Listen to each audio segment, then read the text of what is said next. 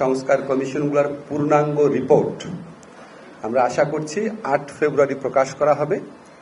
8 ফেব্রুয়ারি একই সাথে এই সংস্কার কমিশনের প্রধানরা মিলে আশু করণীয় কি আছে, সংস্কার কার্যের ক্ষেত্রে আশু করণীয় কি আছে, মধ্যমেয়াদে কি আছে, বা ভবিষ্যতে নির্বাচনের পরে যদি তারা কিছু করতে চায় সেটা কি আছে, সেটা 6টা কমিশন মিলে একটা সর্বসম্মত সুপারিশনামা পেশ করবেন 8 ফেব্রুয়ারিতে। এই সুপারিশনামা এবং কমিশনগুলোর রিপোর্ট আমরা সকল রাজনৈতিক দল এবং আমাদের জুলাই গণ অভ্যুত্থানের পক্ষের শক্তি যারা আছে তাদের কাছে পৌঁছে দিব সেদিনই।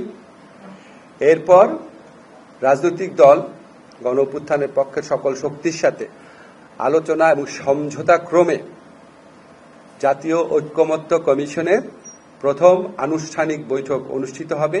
আমরা আশা করছি এটা ফেব্রুয়ারির মাঝামাঝি সময় অনুষ্ঠিত হবে এবং এটা রাজনৈতিক দলগুলোর সাথে কথা বলেই ডেটটা ঠিক করা হবে। জাতীয় ঐক্যমত্য কমিশনের প্রথম বৈঠকে সভাপতিত্ব করবেন ঐক্যমত্য কমিশনের প্রধান ডক্টর মোহাম্মদ ইউনূস এবং এখানে সকল রাজনৈতিক দল এবং আন্দোলনের যারা পক্ষশক্তি ছিল তাদের প্রতিনিধিরা থাকবেন এবং আমাদের যারা কমিশন চিফ আছেন ওনারা সবাই উপস্থিত থাকবেন। এটাই আজকে মোটামুটি অগ্রগতি। আমরা আশা করছি এই আলোচনা ফেব্রুয়ারির মধ্য থেকে যে শুরু হবে সেটা সম্ভব হলে রোজার মধ্যেও চালিয়ে নেওয়া হবে, রাজনৈতিক দলগুলো যদি রাজি থাকেন, এবং যত দ্রুত সম্ভব আমাদের সংস্কারের ক্ষেত্রে করণীয় কি সেটা ঠিক করা হবে। এবং আপনাদেরকে আগেই বলা হয়েছে, আমাদের প্রধান উপদেষ্টার প্রেস সচিব বলেছেন যে এই 6টা কমিশন গঠন করাই হয়েছিল যে সুষ্ঠু নির্বাচনী পথে আমাদের উত্তরণকে সামনে রেখে সুষ্ঠু অবাধ নির্বাচন এবং সাথে সাথে এসেনশিয়াল কিছু রাষ্ট্র সংস্কারের প্রশ্নের মীমাংসা করার জন্য। বাকি কমিশনগুলোও কাজ করছেন, কিন্তু এটার সাথে এই কমিশনগুলো প্রথমে গঠিত হয়েছিল। এই কমিশনগুলো সম্পর্কে এই কমিশনগুলোর প্রধানদের নিয়ে আজকে বৈঠকটা হয়েছে। আমাদের যে 6টা কমিশন আছে এই 6টা কমিশনের কার্যক্রম তো 8 তারিখে শেষ হয়ে যাচ্ছে। 8 তারিখে রিপোর্ট প্রকাশ হওয়ার সাথে সাথে শেষ হয়ে যাচ্ছে, ঠিক আছে। 8 তারিখ থেকে জাতীয় ঐক্যমত্য কমিশনের যাত্রা শুরু।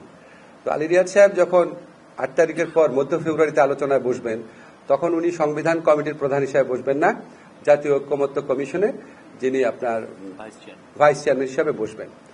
সংবিধানের ব্যাপারে আমাদের কোনো আলোচনা হয় নাই, আপনারা পত্র পত্রিকায় দেখেছেন। কমিশনের পক্ষ থেকে অনেক ব্যাপারে বলা হয়েছে। সংবিধানের ক্ষেত্রে কি পদ্ধতিতে ঐক্যমত্য প্রতিষ্ঠা করা হবে সেটা নিয়ে আলোচনা করা হয় নাই, বাট আমরা জানি সংবিধান নিয়ে বিভিন্ন পদ্ধতিতে ঐক্যমত করা সম্ভব। একটা হচ্ছে যদি আপনার রাজনৈতিক দলগুলো ঐক্যমত পোষণ করে, যদি পোষণ করে সংবিধানের সংক্রান্ত কোনো সংশোধনী ক্ষেত্রে, তাহলে ওনারা মিলে সবাই মিলে এগ্রি করে কোনো একটা ব্যাপার আইনে পরিণত করার প্রস্তাব দিতে পারেন। সেটা আপনার পরে যখন সংবিধান সংশোধন করা হবে পোস্ট ভ্যালিডিটি দেওয়া যেতে পারে। আবার যদি সামনে নির্বাচন যদি গণপরিষদ এবং সংসদ নির্বাচন যদি একই সাথে হয় তাহলে গণপরিষদের মাধ্যমে হতে পারে, সাংবিধানিক কোনো সভার মাধ্যমে হতে পারে। এইগুলি হচ্ছে আমার কথা বললাম যে বিভিন্ন পদ্ধতিতে করা যেতে পারে, কিন্তু কি পদ্ধতিতে করা হবে সেটা রাজনৈতিক দলের সাথে আলোচনার ভিত্তিতে ঠিক করা হবে।